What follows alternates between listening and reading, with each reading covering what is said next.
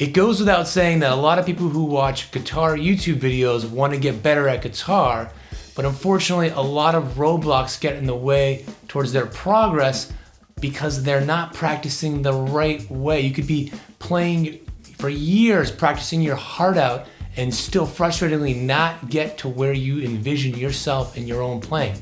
So I've put together a list of my top 7 not to do practice tips so that we can know for sure what to avoid when we're practicing so that we can not delay our progress and speed it up instead. So all right, let's take a look at the list.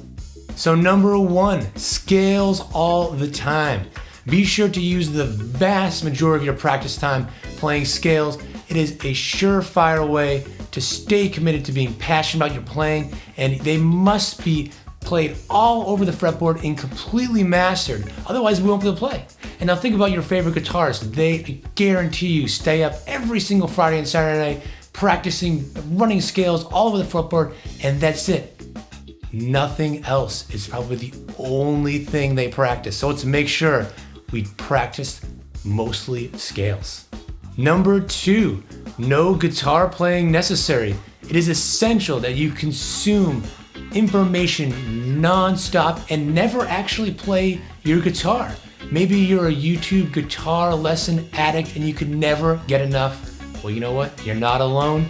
There's many of us out there, and we are always searching around thinking that we're gonna find that perfect video that is made just for us, and it will make sense of everything and it will unlock our true potential.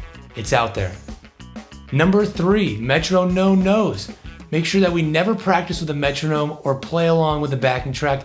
In fact, never play along with anything. That way we can go on pretending that our timing is perfect and that incessant ticking will never prove us otherwise. And on a side note, I do have 2 free backing tracks. I'll put a link in the description down below and I'll throw it in a card above here. But be warned, if you play along with them, it might make your timing get better. Number 4, suppress your individuality. Only copy your idols and never try to create your own sound.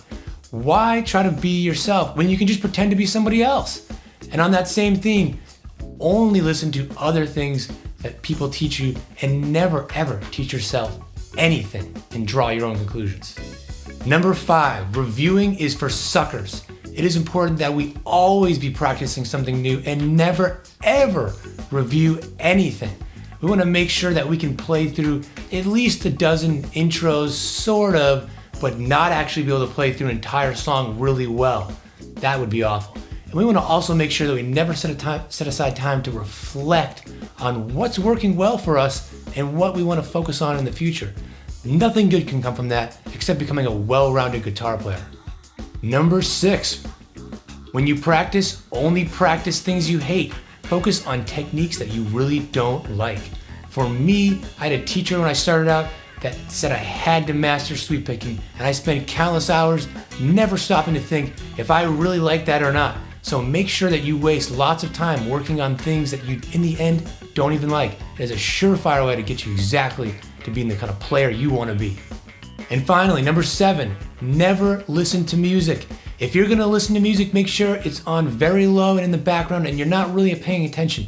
If you actually listen to music with some decent headphones and a good listening environment and consciously listen to the music that you love, be warned, you may get really passionate and you may want to actually play your guitar. You may also learn a lot from just listening, and that may head you down a path towards becoming the guitar player that you really wanna be. So be warned.